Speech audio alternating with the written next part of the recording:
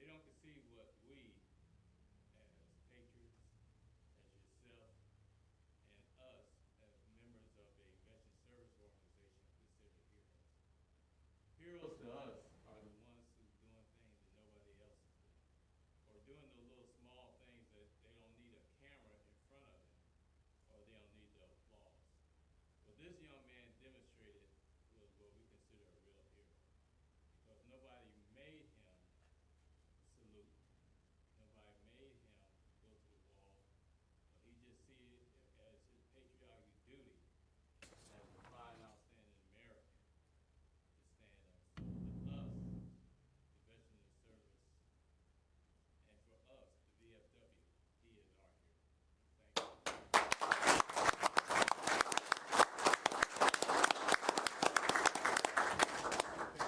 Trying to take his check? Wait a minute. Mom, Dad. Take picture.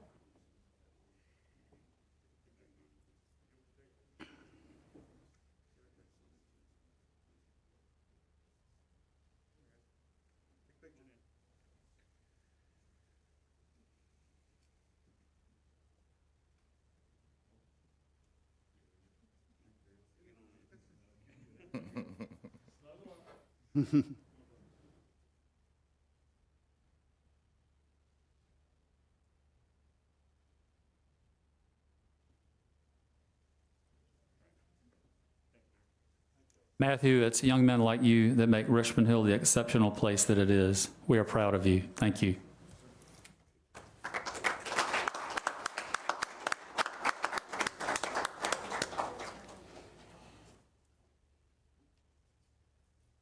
Next, we have the Fight the War from Within Foundation.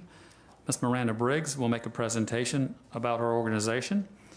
This is a 501c3 nonprofit founded by Ms. Briggs, and it is dedicated to providing resources to those suffering from post-traumatic stress as a result of military or first responder service or some other tragic event. Ms. Briggs?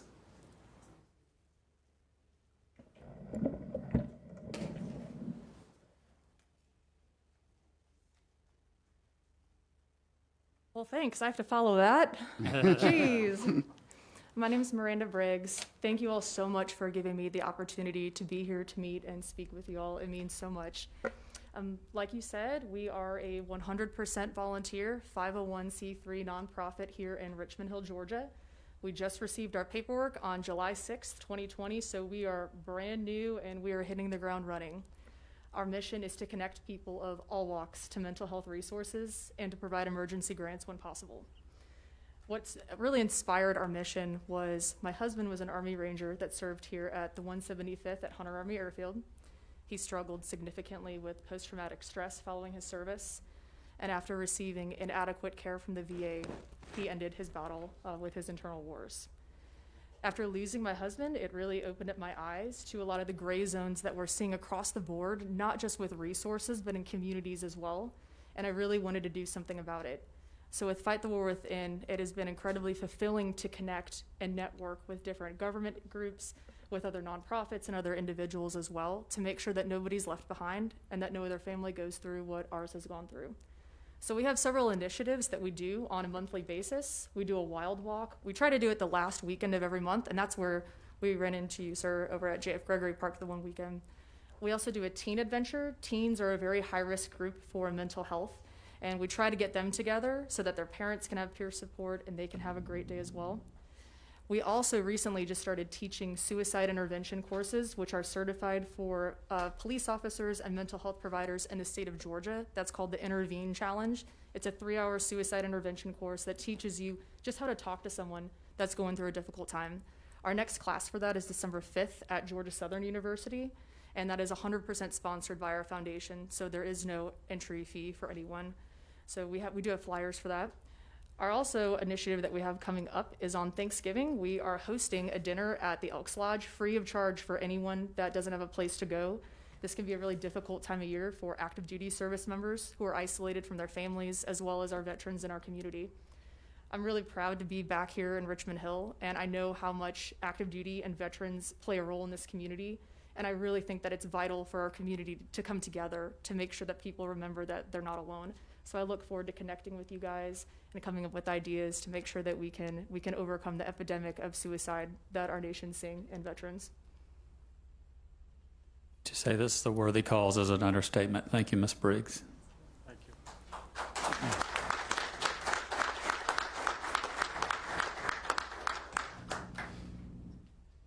Next up, we would like to recognize Ms. Bonnie Proctor. Ms. Proctor has been with the Richmond Hill Convention and Visitors Bureau since 2012, and she never missed a meeting during that time, which speaks volumes about her dedication to the CVB and the city of Richmond Hill and our community. She has been an integral part of key marketing projects, including promotion of the Great Ogeechee Seafood Festival.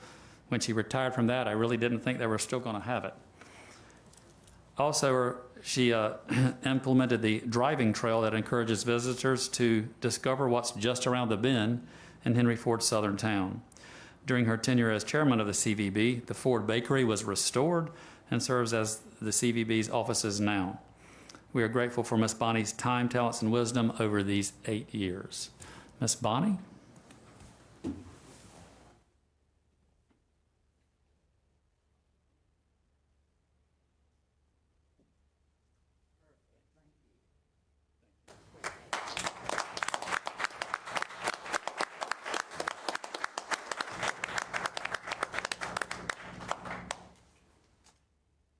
I'd also like to recognize Bob Whitmarsh. Bob has served 17 and a half years of dedicated service to the city as financial director. Through countless mandated audits, questions by council members, and various other financial discussions and decisions, Bob has shepherded the city's finances very well. I often ask him to give the city a grade regarding our financial well-being. He always says we have earned an A. Bob, you have earned an A over these many years. Thank you.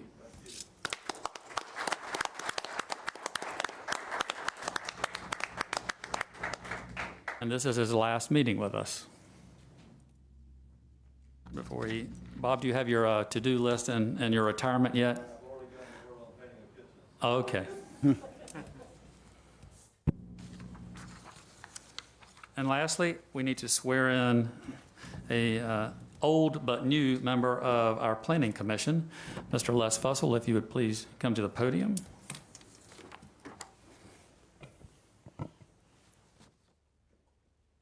You'd raise your right hand, Les, and just not repeat after me, but affirm this at the end.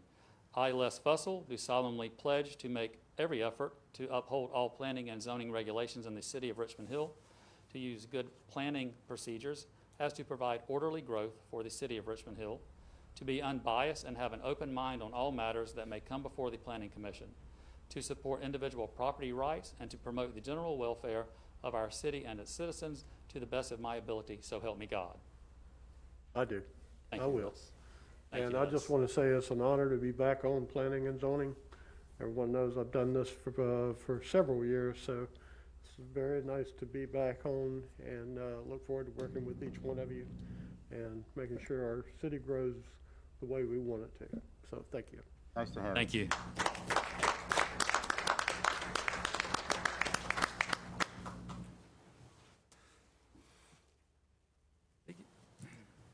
And speaking of planning and zoning, Scott Allison, you are up.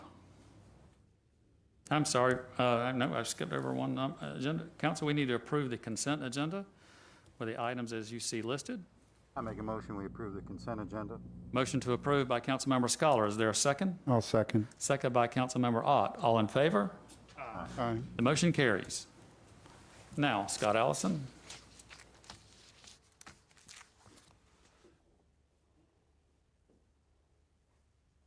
Good evening. Only have one item tonight. It is the approval disapproval of change order number 1 for Great Ogeechee Parkway time extension. Council, you have within your packet recommendation letter from our engineer over at Hussey Gay Bell, along with an accompanying letter from the contractor. This is related to the construction of the Great Ogeechee Parkway, which has been going on for quite some time now, since May. They had some unforeseen and also some weather delays. They basically lost about 36 total days. 20 of those 26 of those due to weather, and 10 kind of unforeseen, just things that happen during a construction job. Still on track when we started this project. The goal is to have it done by the end of the year. What this extension would be a 21-day extension for substantial completion. It means you can drive on the road. The only thing remaining to do is the thermoplastic striping and the grassing. That final completion, that takes a couple of days for the striping to cure and the grassing to kind of get set. It will continue to get set as spring comes along, but December 11th final. The recommendation from the engineer is for approval of the time extension. It's been vetted on their end. Nothing is abnormal and unexpected. And again, it does still meet our requirements from a standpoint of on onset. It was to get this thing done by the end of the year to coincide with the opening of the new interchange. Council, any questions? Hearing none, is there a motion to approve? Make a motion, we approve. Motion to approve by Councilmember Cox. Is there a second? I'll second. Second by Councilmember Ward. All in favor? Aye. The motion carries. City Manager Chris Lovell. Yes, sir. First thing we have is the auditor presentation, so I'll just ask him to come up.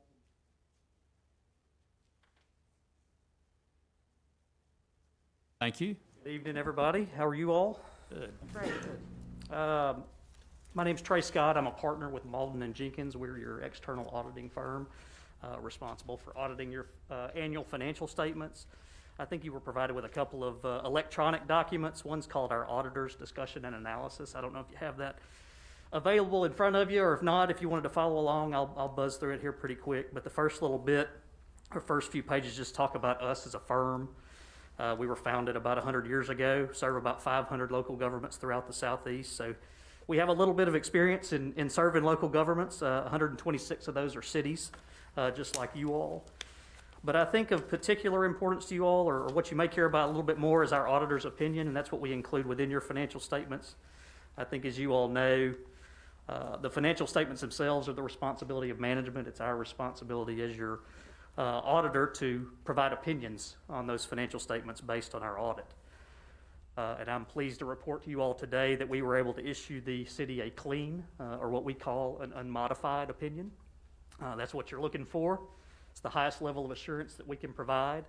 I think it's also important to note that we had no audit findings or management points, so all pretty good news when you get right down to it. As far as your numbers go, these numbers are as of 12/31/19, so we're a little bit issuing this a little bit behind. I think everybody probably can understand why. We did have about a 3-month period there where things were not like we were used to or accustomed to, and we've seen a lot of local governments that got a little bit behind in getting everything done, and us as auditors getting things audited. So we are in here a little bit later than we normally would, but still happy to be here to be able to present the results. I did run through the financial statements just to see if there was anything that gave me any pause or anything that I could say that looked really good, and of those things, there were 2 that I thought were pretty positive or really positive. That being your fund balance and your general fund as of 12/31/19. You've got about 200 days worth of expenditures in there. That's really, really strong as far as the fund balance is concerned. I would expect it to be pretty strong at that time of year because we've just collected all of our property taxes, but you're going to need it basically to get you through to that next property tax cycle. So again, a good strong fund balance in the general fund, that's what we'd want to see. If I look over at your enterprise funds, specifically your water and sewer fund, we're doing a pretty good job there as well. I'd like to see good, strong cash flows from operations, and that's what I see. I also would like to see us reinvesting in our system, because if we're not doing that, we're not able to charge the services or provide those services that we're getting the charges for. So, good, strong, positive cash flows from operations in the water fund, as well as reinvestment in the system and paying down the debt that we have. So, two good, strong takeaways from those 12/31/2019 numbers. Outside of that, again, I didn't have anything that really I needed to bring to your attention. There are a number of new GASB pronouncements that are coming out, so we'll be working with management on the implementation of those. That's part of the services that we provide to you all, so we'll have a game plan and be prepared to implement those as they as the time comes. So. That pretty much concludes what I wanted to report to you all today.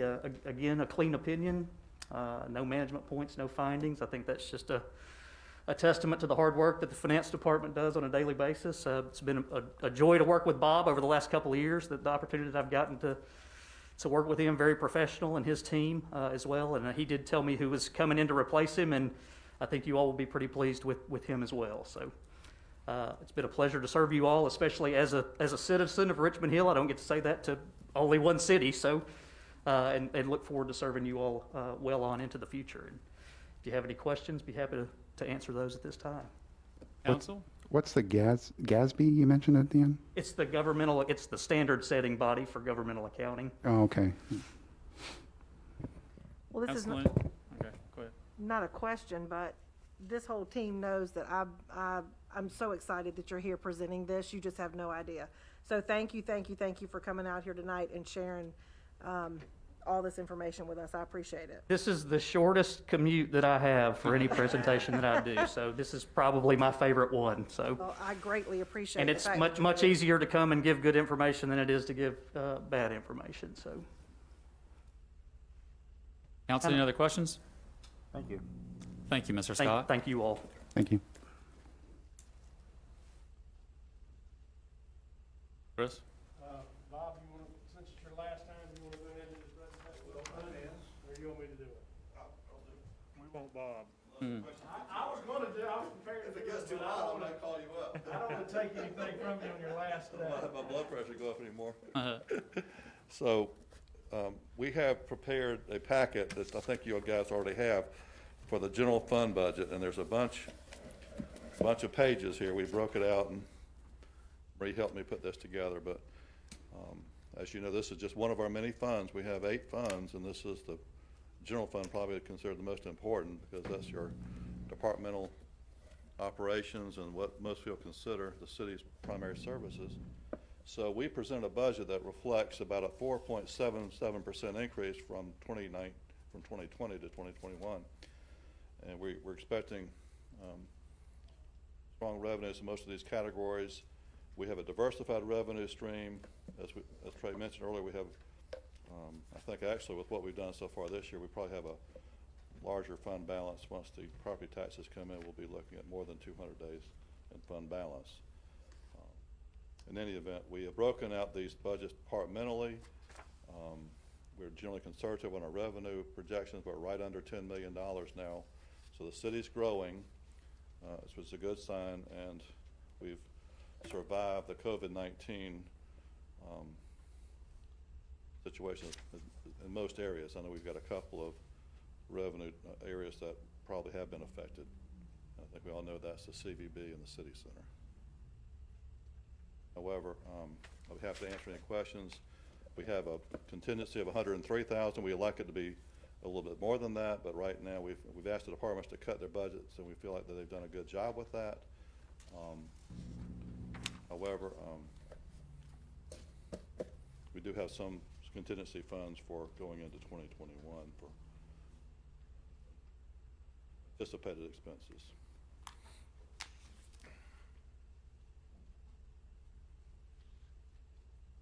Mayor, if I may add, I mean, if council gets into, I know some of this stuff is new. I mean, you haven't had it very long.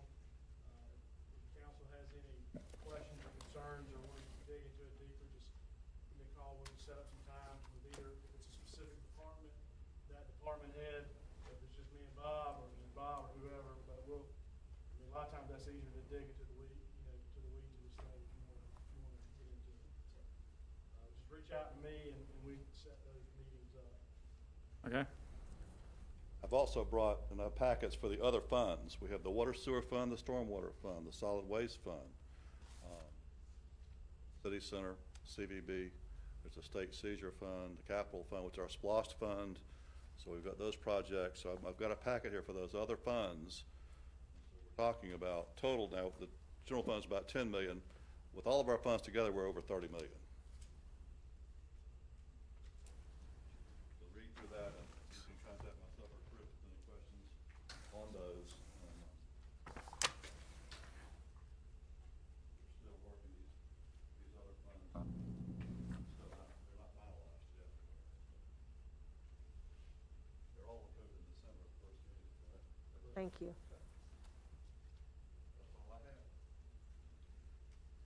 Again, thank you, Bob, for all. Thank you, Russ.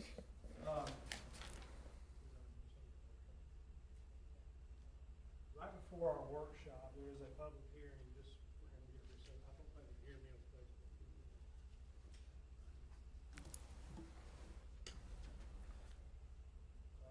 There's a public hearing on the 17th, right before the workshop, so just FYI. I'll make sure you guys. Meaning a public hearing to For review for the budget, That's correct. and that will be November 17th.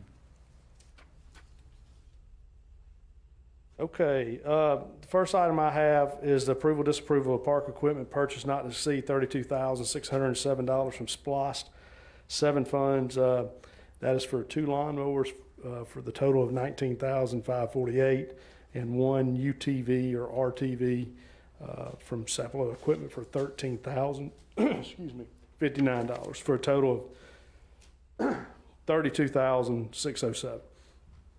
Council, any questions? Hearing none, is there a motion to approve? I'll make a motion to approve the SPOS funds for $32,607. Motion made by Councilmember Ott. Is there a second? I second. Second by Councilmember Scholar. Are all in favor? Aye. The motion carries. Those bids are in your packet. I'm sorry I didn't mention that. The next item I have is approval, disapproval of the SPLOST 7 funds in the amount of $425,119.49 to purchase 11 police vehicles with equipment and accessories. We went over a little bit of this in the workshop, but Ray Fowler's here if you got any additional questions. Council, any questions about this budget item?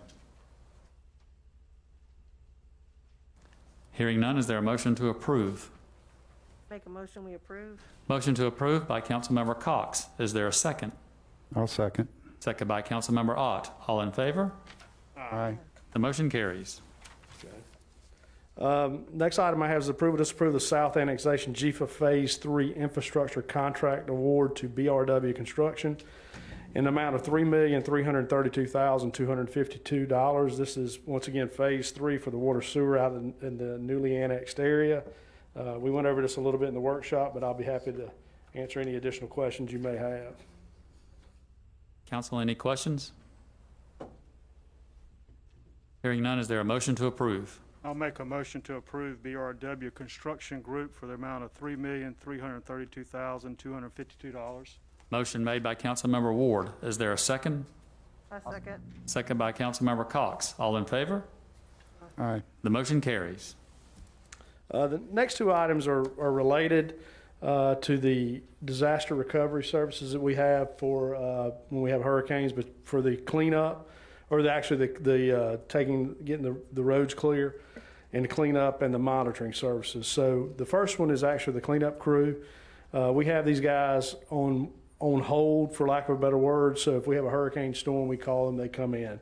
The first one is the approval, disapproval of the amendment, basically to extend it another year to DRC Emergency Services for disaster recovery services. Council, any questions? Hearing none, is there a motion to approve? I make a motion, we approve. Motion to approve by Councilmember Scholar. Is there a second? A second. Second by Councilmember Cox. All in favor? Aye. The motion carries. The next one's Thompson Consulting Services. They're the monitoring service. You have one company clean, other company monitor for FEMA reimbursement. So this is very similar to the first one, just amending it another year for the monitoring. So the approval of Thompson Consulting Emergency Services Amendment Number 1. Council, any questions? Hearing none, is there a motion to approve? I'll make a motion to approve.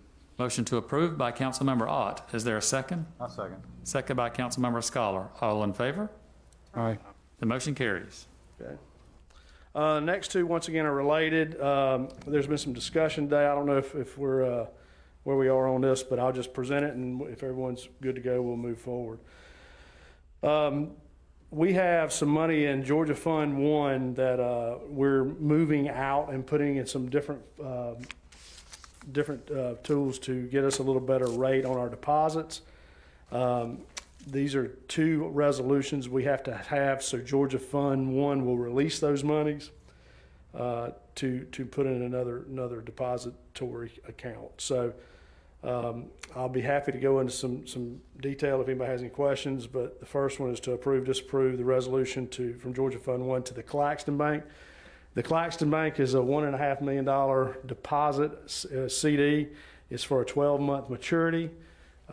Just FYI, these are secured by FDIC as well as collateralized through securities, up to 110% of the remaining over the 250. So it's 60 basis points, 0.6%, and it's a 12-month CD for the Claxton Bank.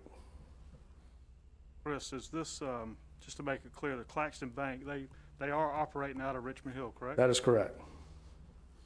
Chris, a question about the resolution. I'm going to assume they don't require anything Georgia Fund 1 when you put money in. No, they do. You have to have one to put in and to take out. All right, so there was a resolution passed Yeah, by but previous council. I can tell you that I don't know that we've done this since I've been here, as far as pulling out of Georgia Fund 1, because the rates have always been pretty good. What's the difference between the rate, the Georgia Fund 1 and the Claxton Bank? Georgia Fund 1 is 0.11. It's a money market type vehicle as opposed to a 0.6, 60 basis points. Any other questions? I'll make a motion that we approve a resolution to authorize investment from Georgia Fund 1 to the Claxton Bank. Motion made by Councilmember Scholar. Is there a second? I'll second. Second by Councilmember Ward. All in favor? Mayor, I do have one question. I think I need to clear, just to make sure with our attorney, that I don't have to recuse myself because one of the representatives at that bank was one on my advisory board at United Way, and I worked with him directly, professionally. Is because of that relationship, do I have to, is it better to recuse myself from the vote on that? Does that relationship still exist? I no longer work at United Way. How long has it been? 2019, April 2019. Being less than 3 years, I recommend the recusal. Councilmember Cox now recuses herself from this vote. Once again, we have a motion and a second. All in favor? Aye. Motion carries. Okay, much like the first one, this is another little tranche of that money coming out of Georgia Fund 1. $500,000 going to a money market account, which is a liquid tool. We can get the money out whenever we like. It is paying 0.35%, 35 basis points. So we're moving from a money market paying 0.11 to a money market paying 0.35. By the way, Councilmember Ward will be recusing himself from this vote. Council, any questions regarding this budget item? Hearing none, is there a motion to approve? I make a motion we approve? Motion to approve by Councilmember Scholar. Is there a second? A second. Second by Councilmember Cox. All in favor? Aye. The motion carries. Mayor, that's all I have. Thank you. Thank you. Communications. Due to COVID-19 restrictions, there will not be a physical ceremony for Veterans Day, but a tribute video will be posted on the city's Facebook page featuring local veterans. With that said, is there a motion to adjourn? I'll make a motion to adjourn. Motion to adjourn by Councilmember Ward. Is there a second? I'll second. Second by Councilmember Ott. All in favor? Aye. The motion carries. We are adjourned. Thank you.